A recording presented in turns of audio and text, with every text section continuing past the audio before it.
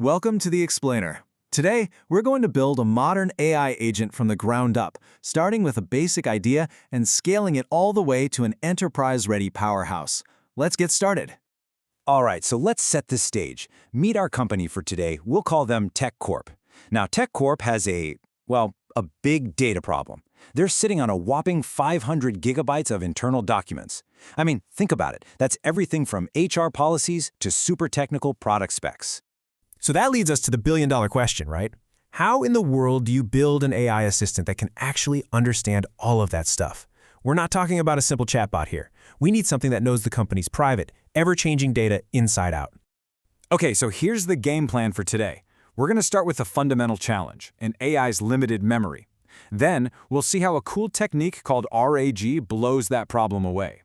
After that, we'll start adding layers. LangChain for orchestration, LangGraph for really complex thinking, and something called MCP to let our AI talk to other systems. And by the end, we'll have put it all together into a full-fledged enterprise agent. All right, let's tackle the first big roadblock, and that is the AI's memory, or what the pros call the context window. The easiest way to think about this is it's just like our own short-term memory. You can remember a phone number long enough to dial it, but you probably forget it a minute later. An AI's context window is the same idea.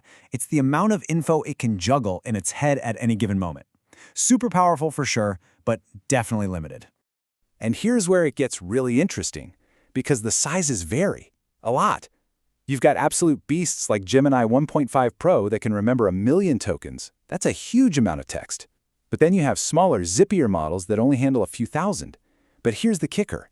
Even that million-token monster, it's not even close to being able to hold all of Tech Corp's 500 gigs of data. So you see the problem, right? We can't just cram the entire company library into the AI's memory. It's not going to work. Okay, so if we can't fit the library in the AI's brain, what if we could just give it a library card? What if it could just go and find the exact book on the exact shelf at the exact moment it needs it? Well, that's exactly what we're going to do, using a technique called Retrieval Augmented Generation. You'll hear it called RAG. In the magic behind RAG, the real secret sauce is something called embeddings. This is where we stop thinking about words and start thinking about meaning. Basically, we use a special model to turn any piece of text into a list of numbers, a vector. And that vector represents the text's actual meaning. This is a total game changer because it means an employee can ask something like, "Can I wear jeans to work?" And the system can find the official dress code policy document, even though the word jeans might not be in the title at all. It's searching by concept, not by keyword. So this all comes together in the RAG pipeline. It's a simple, elegant three-step process. First, retrieve. When a user asks a question, we search our database of number vectors to find the documents that are the closest in meaning. Second, augment. We take those documents we just found and we temporarily add them to the AI's context, to its short-term memory. And finally, step 3, generate. We tell the LLM, "Okay, now answer the user's original question, but use this extra information I just gave you." It's like having a research assistant who finds the perfect articles for you right before you have to give a speech. Okay, that sounds great in theory, right? But if you're a developer, you might be thinking, wow, that sounds like a ton of code to write. Connecting to different APIs, managing databases, it's a lot. So how do we make this easier? Well, that's where a framework called LangChain enters the picture. And this really shows you the power of it. Look at the old way. You've got 10, maybe more lines of code just to make a simple API call. And if you want to switch from, say, OpenAI to Google, you have to rewrite a bunch of stuff. Now look at the LangChain way. 3 lines, that's it. And the best part, if you want to switch models, you literally just change one word. LangChain handles all the boring, repetitive plumbing for you. It's an abstraction layer that can seriously cut down on your code. So what LangChain really gives you is a set of building blocks, like a Lego kit for AI. It has standardized ways to talk to all the major chat models, OpenAI, Google, Anthropic, you name it. It can manage conversation history for you, connect to pretty much any vector database out there, and, this is a big one we'll come back to, it lets you give your AI tools so it can interact with other systems like a customer database. Okay, so our agent is getting pretty smart. It can answer questions based on a huge knowledge base. But what happens when a task is more complicated than a simple Q&A?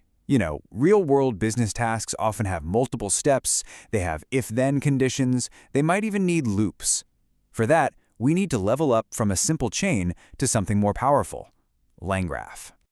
Think about it. A simple, linear chain of thought just can't handle it. What if you ask the agent to do something like, hey, find our privacy policy, check it for GDPR compliance, and then write up a summary of any potential issues? Whoa, that's not one step, it's a bunch of steps. You have to find the document, then extract the right info, then evaluate it, and then generate the report. A simple one-way street just isn't going to cut it. And that's precisely why LangGraph is such a big deal. Instead of a straight line, we build a graph. You can think of it like a flowchart. Each box or node is one specific job, like searching for documents or extracting text. And we connect these nodes with edges, defining the flow. This lets us build really complex pathways with forks in the road and even circles, which is just impossible with a basic chain. Now, how do all these different nodes talk to each other? The secret is a central object called the state graph. You can think of it like a shared notepad that gets passed around. As our agent moves from node to node, it can read what was written on the notepad before and add its own notes. This state gets carried through the entire process. This is huge because it means we can build agents that have a memory of what they've done and can make decisions based on it, all without having to write a ton of complicated code to manage that state. It's how we get from a simple Q&A bot to an agent that can actually think through a multi-step problem. So we have a really smart agent now. It's knowledgeable, it's logical, but it's also kind of stuck in its own little world. It can't do anything in the real world yet. The next step is to break it out of that bubble and connect it to all of TechCorps's other critical systems. Traditionally, this was a nightmare. Developers would have to write custom, brittle code to connect the agent to every single API. And anytime an API was updated, guess what? Your integration would break. But there's a much smarter way to do this now, using something called the Model Context Protocol, or MCP. The idea is brilliant. Instead of us teaching the agent how to use a tool, the tool teaches the agent how to use it. It's self-describing. And I love this analogy because it's perfect. Think of MCP like a USB port, right? You don't need a special plug for your keyboard and a different one for your mouse. You just plug it into the USB port, and it just works. MCP is the USB for AI tools. So let's go back to that customer database example. Instead of writing custom code, you just make the database available via MCP. The AI agent can then look at it and go, aha, this tool has a function called lookup customer. I know how to use that.